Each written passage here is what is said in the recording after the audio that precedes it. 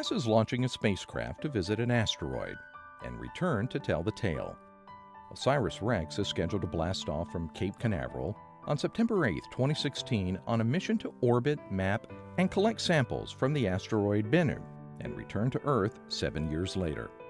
Discovered in 1999 by the NASA-funded Linear Asteroid Survey, Bennu measures about 1,650 feet across and weighs over 60 million tons. Imagine a boulder the height of the Empire State Building. That's about the size of Bennu. So why Bennu? Because the asteroid is interesting due to its size and composition, and it is accessible to be sampled. Bennu is a primitive and carbon-rich asteroid. Primitive asteroids contain material that has not changed significantly since they formed over 4.5 billion years ago.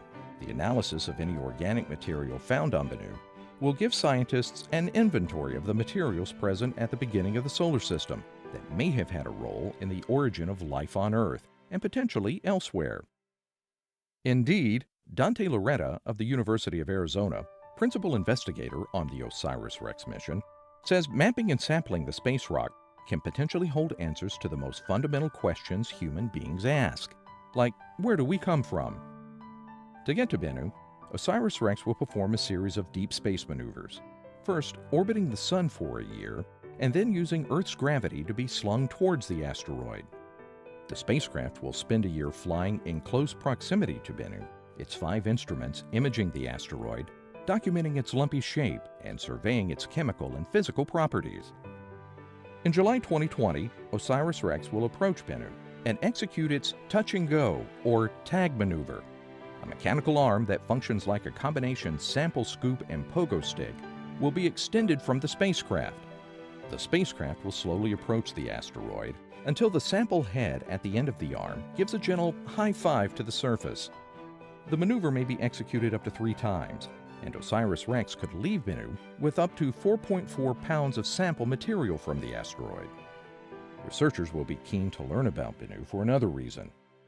Bennu orbits the Sun between Venus and Mars, so it crosses Earth's orbit frequently and comes close to Earth every 6 years. In 2135, Bennu will make an especially close approach to Earth, just within the Moon's orbit.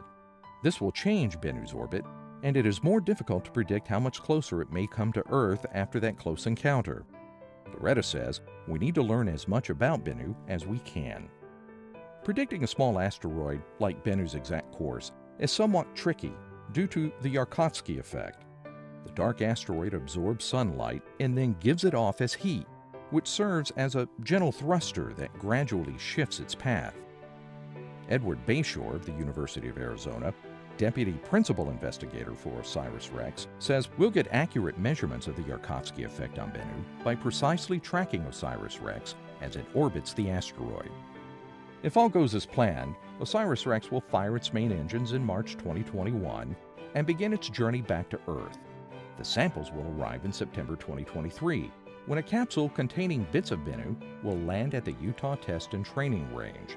From there, the capsule and its precious contents will travel to NASA's Johnson Space Center in Houston, Texas, where hands-on analysis of this ancient asteroid will begin by mission scientists and then by scientists from all over the world. For updates on the mission to Bennu and back, go to www.asteroidmission.org.